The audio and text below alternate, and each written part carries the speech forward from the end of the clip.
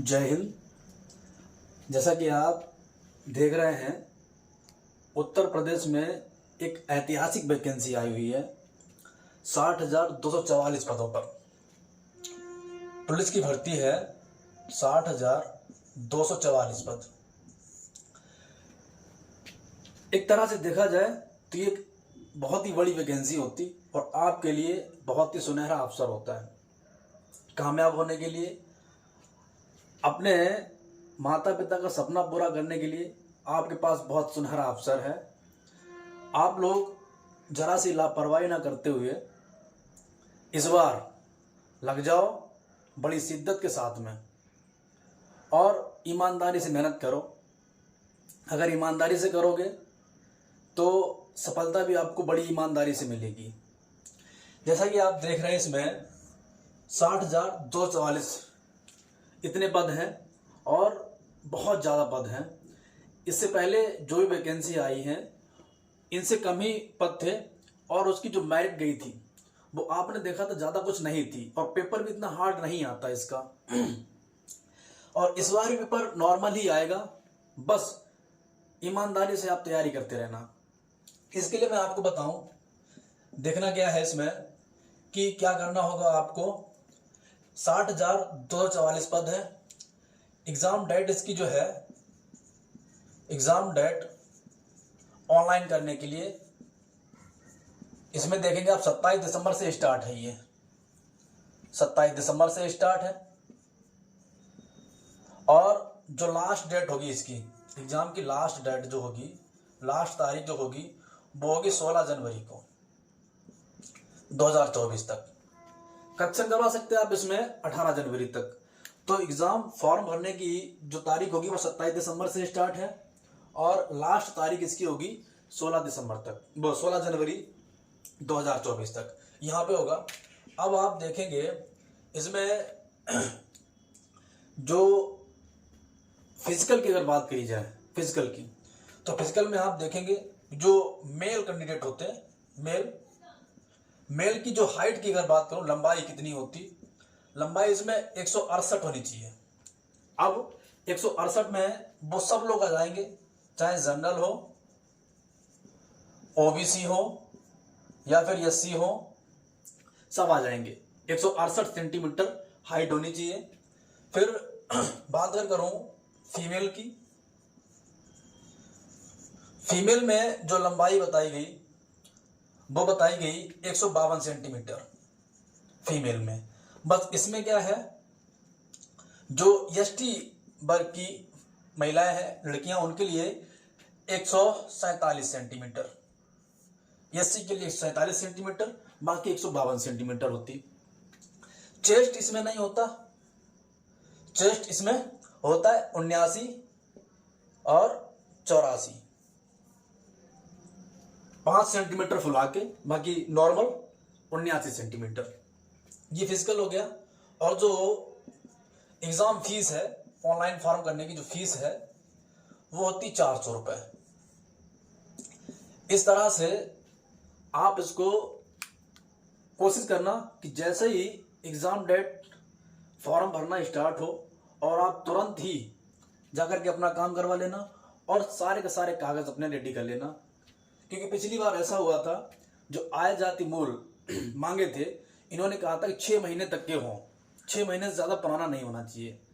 तो आप सभी लोग अपने डॉक्यूमेंट भी तैयार कर लें।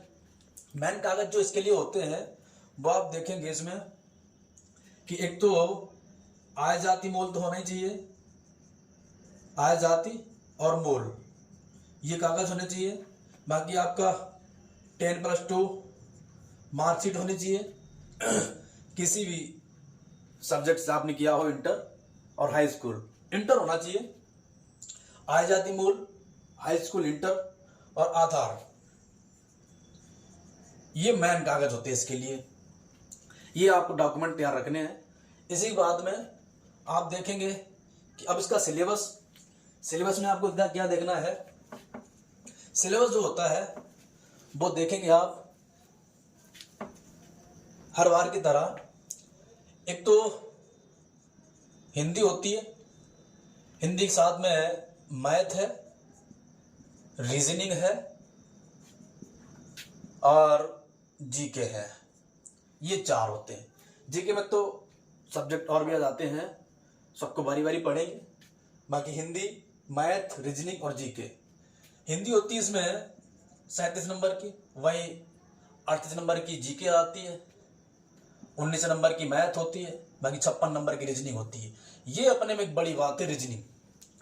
आपको अब फोकस करना है रीजनिंग पर, रीजनिंग और हिंदी। जिस किसी ने हिंदी और रीजनिंग पर फोकस कर लिया वो बाजी मार ले जाएगा, और हर बार ऐसा ही होता है।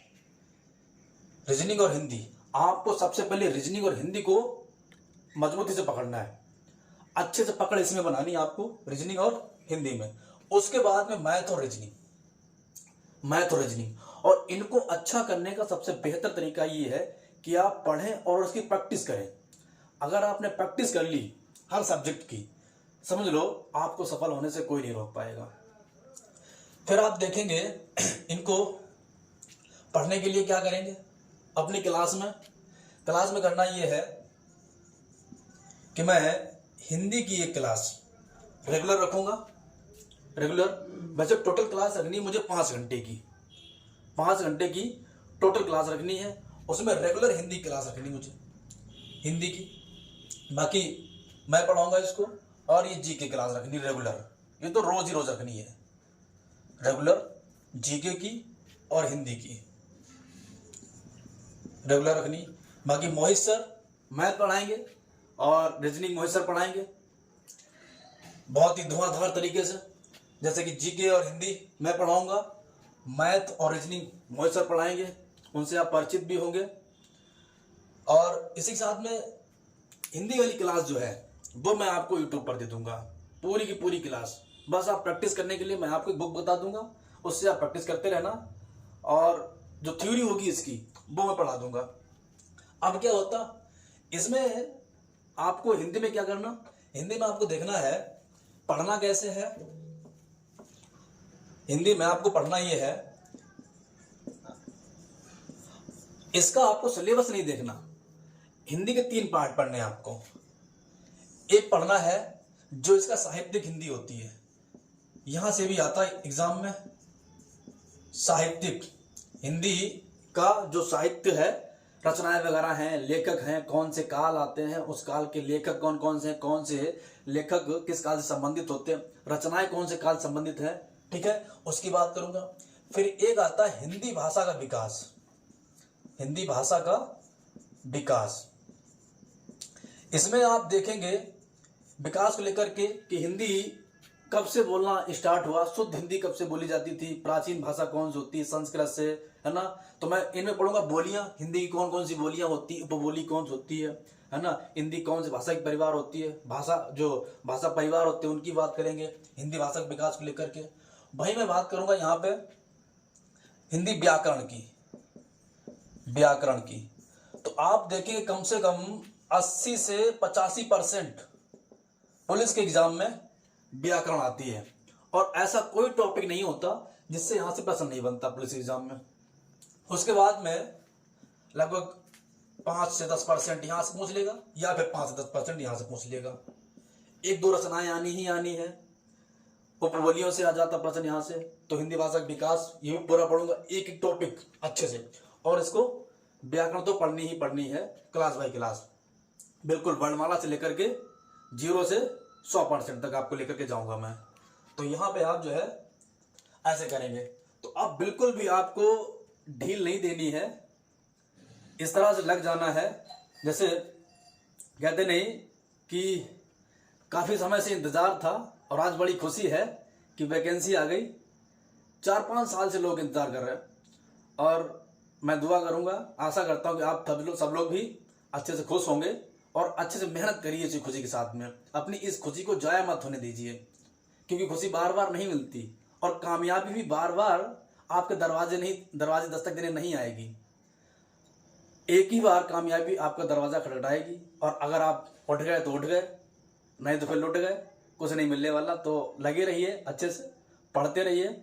बाकी जो भी होगा क्लास को लेकर के मैं सारा करूंगा, और हिंदी की बिल्कुल टेंशन ना लेना, मैं कराऊंगा सारी थ्योरी, प्रैक्टिस भी करवाऊंगा, कोशिश करूंगा। और आपके लिए मैं तो यही कहूँगा, बहुत सुनहरा अवसर है। सारी यारी दोस्ती कुछ दिनों के लिए ख़त्म कर दो। जान लो कि अभी आप पैदा ही नहीं हुए हो, जानता नहीं आपको कोई। अभी आप अकेले हो, अनभिज्ञ हो दुनिया से। बस किताबों से दिल लगा लो और अपने माता पिता का चेहरा देख लिया करो, कितनी शिद्दत से वो आपको पैसे देते हैं, खर्चा करते हैं, कैसे करके लेकर के आते हैं। और वो अपना दर्द तुम्हें नहीं बताते। उनके दर्द को समझो और उनके सपने को साकार करो, ताकि वो भी गर्व से कह सकें कि हमारा भी कोई है जो वर्दी पहन के आएगा। और वर्दी पहन के जब जाओगे तब तुम्हें इतनी खुशी नहीं वर्दी होगी जितनी उन्हें होगी।